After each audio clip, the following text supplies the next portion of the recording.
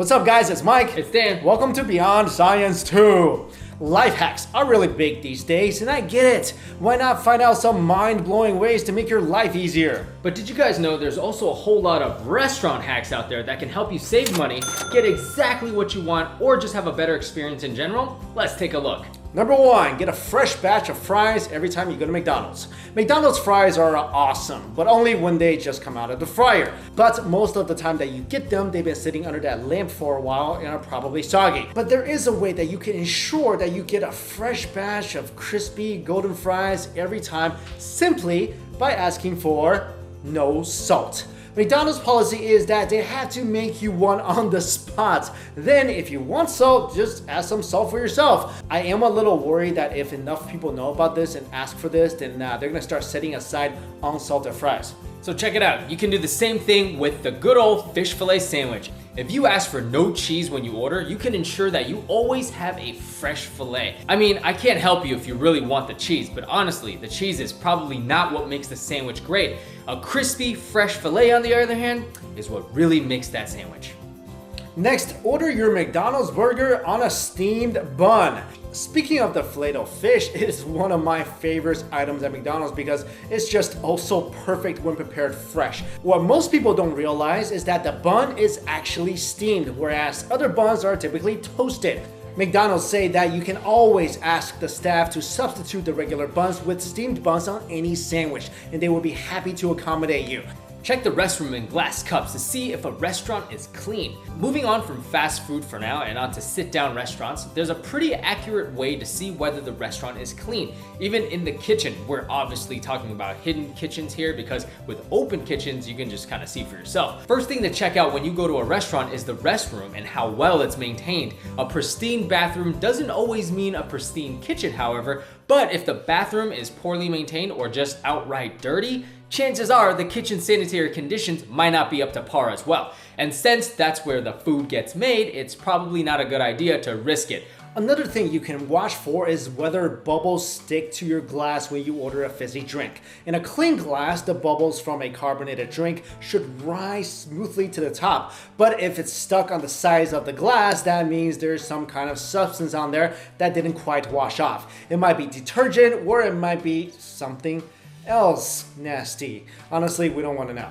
Eat at Whole Foods with less sticker shock. Now here's a trick that Mike and I recently discovered at Whole Foods after moving to California. Whole Foods offers a burrito option much like Chipotle. More on that later. If you order a naked burrito or burrito bowl, you will get at least twice as much food for only $7. This is because unlike the ready-made food bar, which costs about $10 a pound, a burrito bowl does not take weight into consideration and is one price, and most of the toppings are free. Check this out. We recently got a burrito bowl with chicken, 3 kinds of rice, 2 kinds of beans, 2 kinds of salsa, kale, quinoa, fresh hot sauce, jalapenos, and cheese for a whopping $7. And for a few bucks extra, you can add more meat and guac. This would have easily costed $35 to $40 if you had waited. Hopefully Whole Foods doesn't start to catch on and then they start charging the burrito bowl by weight. Next, get a pizza for cheap or cheaper. Pizza is already pretty cheap, right? Especially if you order from one of those bigger chains.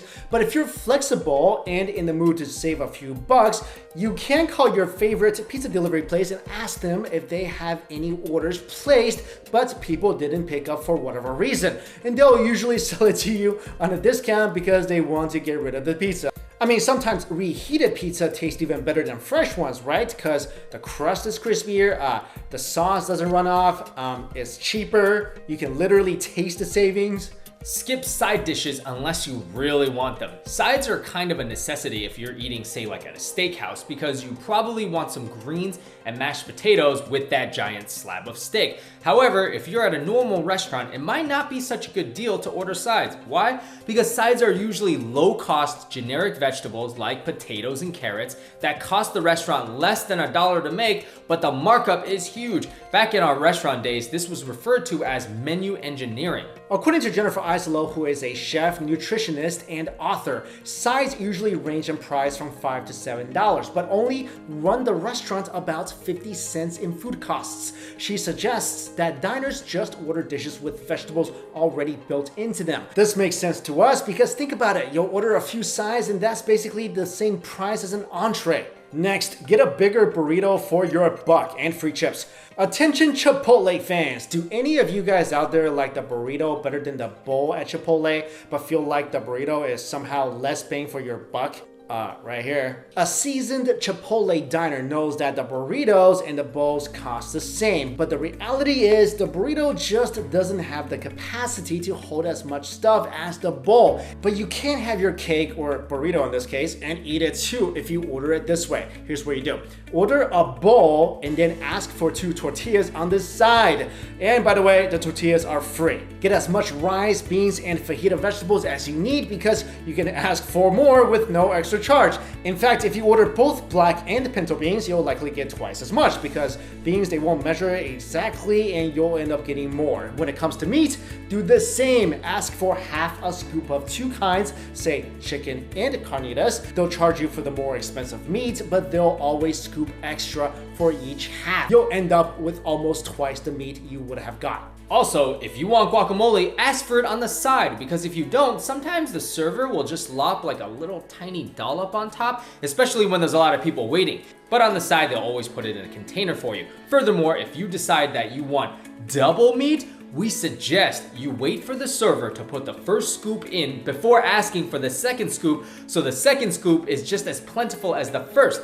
Lastly, if you crave chips on the side, just ask for 2 hard taco shells. These are free and basically large round chips that you can break yourself. So for the price of a burrito bowl, extra meat, and guac, you can literally feed 4 people. Next, don't order the specials. According to David and Trisha DeCenso, owners of the Lakeside Restaurant and Bar in Wayne, New Jersey, specials are almost always more expensive than regular items. A lot of times this is because the ingredients used to make specials are usually more expensive things that the restaurants can only buy in small batches. Stick to the regular menu so you know what you're getting. Of course, if you're just rolling in the dough and don't need to worry about these things, then by all means, order that lobster ravioli with truffle oil. Next, the poor man's Big Mac. I love the McDonald's Big Mac every now and then, but when McD's isn't running a 2 for $5 special, a Big Mac meal can cost almost $10. So here is a trick. Instead of ordering a regular Big Mac, order a McDouble with lettuce and then ask for Big Mac sauce instead of ketchup and mustard.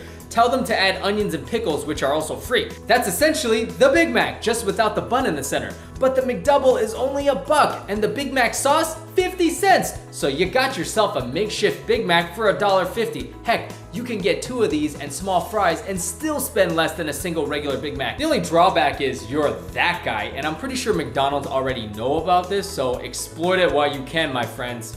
Okay, we promise. This is the last McDonald's hack. McDonald's isn't very healthy, but sometimes it's the only thing around when you need a quick bite and it conjures wonderful childhood memories. And this hack also guarantees you'll get at least 1 fresh and natural ingredient free of any additives. We're talking about the egg, the McMuffin round egg. But what you probably didn't know is that you could get that egg on any version of any sandwich just by asking for a round egg. Trust me, you want to do this. Not only does it taste better, but it's way less sketchy than that folding scrambled powdered egg thing, which is pre-made, frozen, packaged, and shipped to McDonald's for cooking. Also, the round eggs are from quite possibly the freshest eggs, since the ones in your local grocer can legally sit on the shelf for as long as 60 days. So there you go, guys, some tips and hacks for different kinds of restaurants, fast food, classy Italian, mostly McDonald's we know, but those are pretty good hacks. Oh yeah, definitely. I'm actually pretty excited to try like 5 of those. Really? Yeah. 5? Well, do you base your life on a fast food diet? No, but when I do go, which is probably once every 6 months, I want it perfect. So by the time you try 5 of these hacks, yeah, 3 years have gone by. Well, 3 of them are at McDonald's already. Yeah, you eat there every 6 months. Yeah. That's what I'm saying. If you want to try 5, then it's 2.5 years. I mean, it's been 2.5 years. Oh wait, dude. By that time, like McDonald's would have like came up with other stuff.